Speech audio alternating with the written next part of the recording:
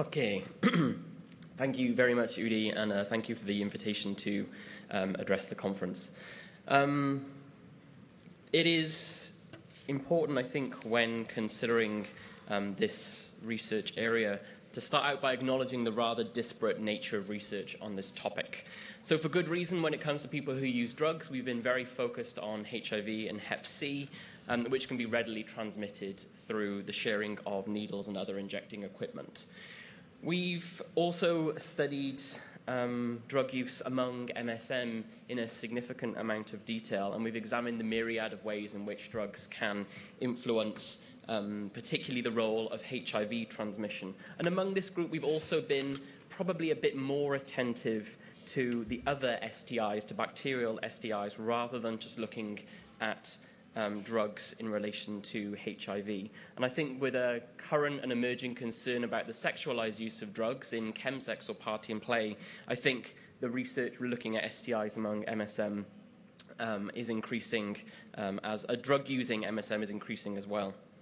I think far less attention actually has been paid to the broader sexual health of people who use drugs, including their experience of other STIs, of bacterial STIs. And so in the talk today, I'm going to try to speak to each of those, at quite a high level, but I'll say probably a bit less about HIV and Hep C, given the focus of the session, and I'll also say a little bit less about gay and bisexual men, just given the talk that Ken's just given. It's impossible to start a talk about people who use drugs without acknowledging the hugely disproportionate burden of HIV that they carry. So regional HIV prevalence rates among people who inject drugs are high in all parts of the world, particularly in Eastern and Southern Africa, with rates of around 15 or 16%, but also very high rates of prevalence of HIV, in countries such as Cambodia at 25%, Indonesia at 36%, and a HIV prevalence among people who inject drugs in the Philippines at around 40%. People who inject drugs are obviously also disproportionately affected by Hep C. The estimated global prevalence of hepatitis C among people who inject drugs is 67%. It's particularly high burden of infection falls in countries such as Thailand, with estimated 89% prevalence of Hep C, in the Philippines at 70% prevalence, and the Vietnam at 74%. These numbers are really quite staggering, but also in parts of Eastern Europe as well, so 65% Hep C prevalence in Belarus and 68% in Bulgaria. Now, the simple fact of the matter is that there hasn't been, as I said, as much research about other STIs among people who use drugs. There's certainly not enough that I could use to draw a pretty map of the world like I did on those two previous slides.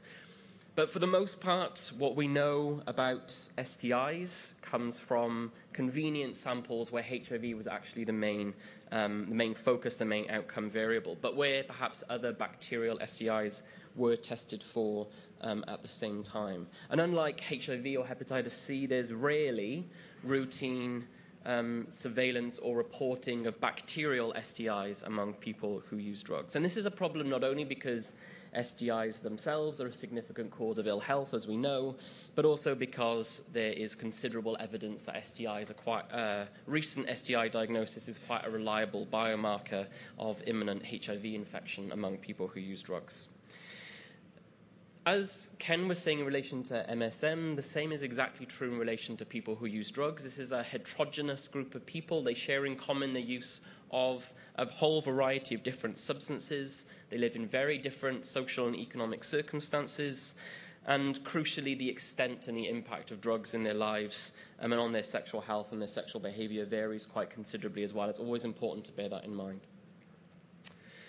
As far as I'm aware, there's never been a global meta-analysis of bacterial STIs for people who use drugs, but there is good evidence to indicate that, broadly speaking, rates are higher than you observe in the general population. So 25% of people who use drugs in a 5-city study in South Africa published last year reported diagnosis or symptoms of an STI in the previous 12 months. 1 in 10 were diagnosed with a bacterial STI within a recent study of people who use drugs in Cambodia.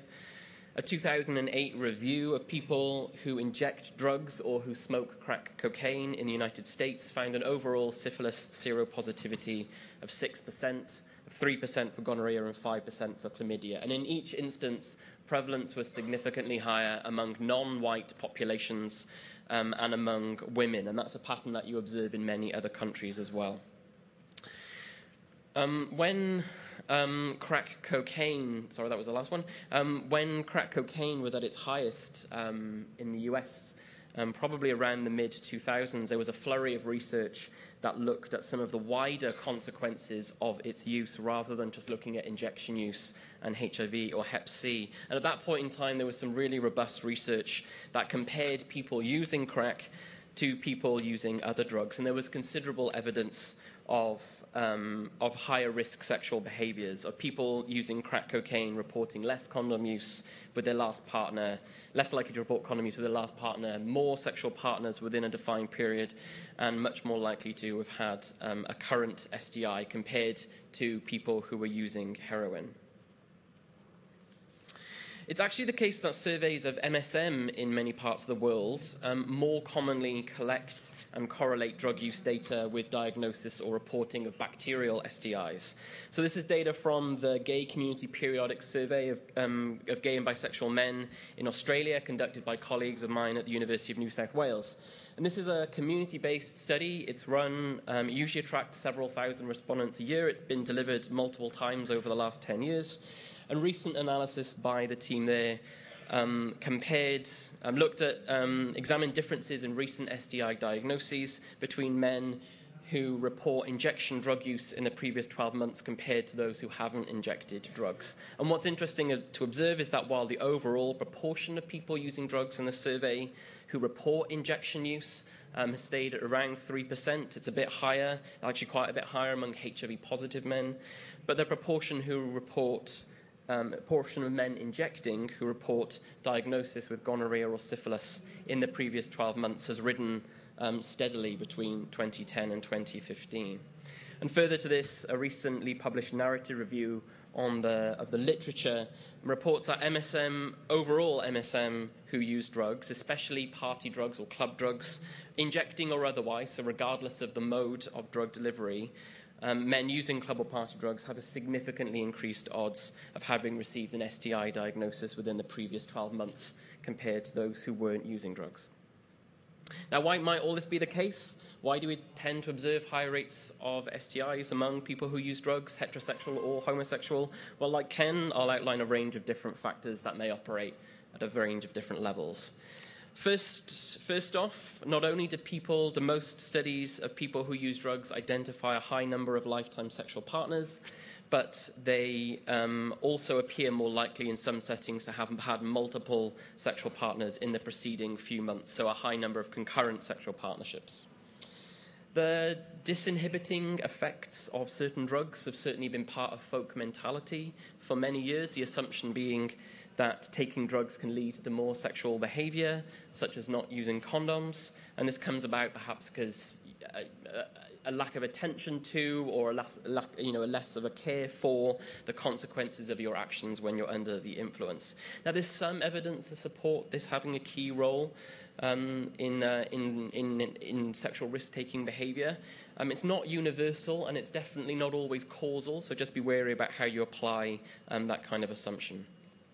And of course, there's the simple fact that using drugs during sex can be pleasurable.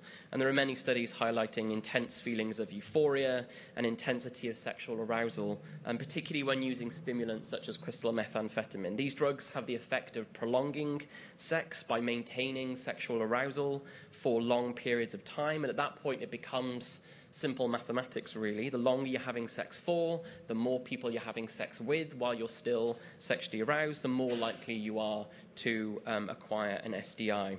There's been quite a significant attention paid to the sexualized use of drugs, chemsex or party and play, over the last 5 or 6 years, and a range of studies now kind of trying to unpack the meanings and motivations with it and the impact of sexualized drug use on HIV and STI epidemics.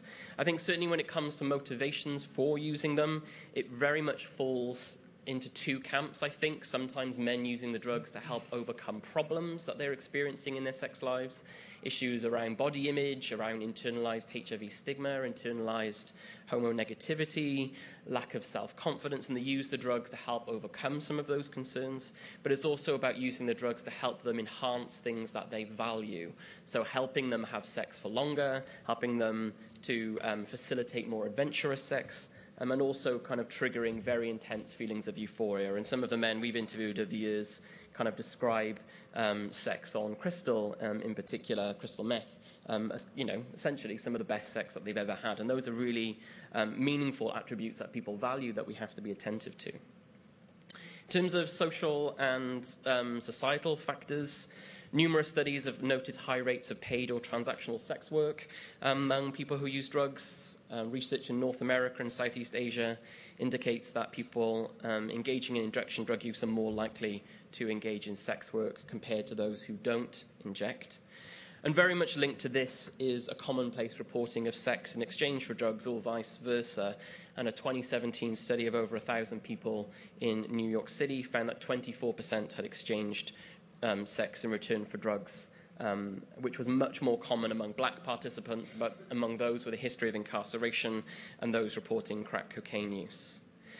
Most studies, or many studies, of people who use drugs tend to report quite dense social networks of people, who particularly those who are injecting or those using opiates. What's interesting to note is an increasing body of research that shows that indicates quite dense sexual networks of people who use drugs as well.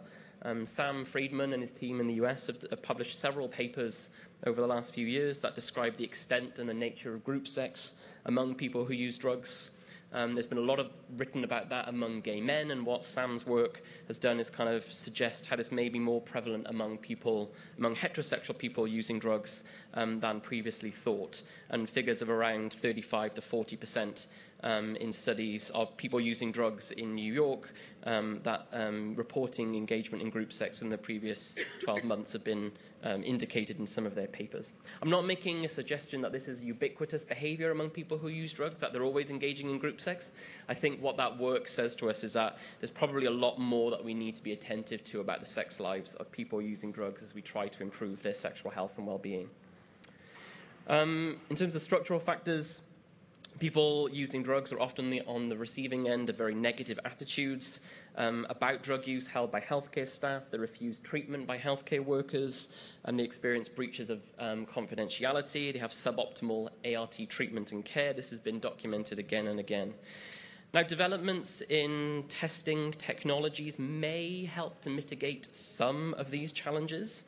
As with other key populations, there's been a lot of interest in developing self-sampling or self-testing for STIs among people who use drugs. In many settings, those are limited to MSM who use drugs, but there have been a few studies from the US and Australia in the last 12 months showing a high degree of acceptability for self-swabbing or self-testing among people who use drugs. And of course, there's the key concern relating to the criminalization of people who use drugs, which continues to have a significant and negative impact on the ability to deliver comprehensive and robust HIV prevention and treatment interventions to those populations. In terms of what needs to happen, well, when it comes to HIV and Hep C, there's no more effective intervention than needle and syringe exchange programs. In fact, of all the interventions ever instituted in the history of the AIDS epidemic, this is probably the one that has the most robust and convincing evidence base, but many countries still make no provision for it. Here you see in red countries where needle and syringe exchange does exist in the community, and black where it exists in the community and in prisons. Those in grey are countries where there is no officially sanctioned needle and syringe exchange at all. Now, the map actually gives us a false impression of widespread coverage. There's actually many countries here shown in red where the number of needle and syringe exchange sites is very low. There were only 5 in Cambodia in 2016. There were 4 in Laos, and there were only 2 in Albania and Romania. That is not effective harm reduction.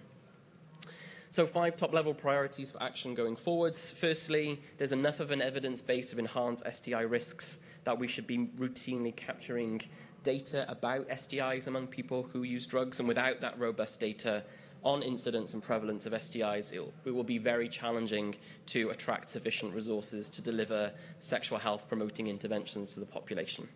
Secondly, and linked to the first one, we need to diversify the opportunities for STI testing.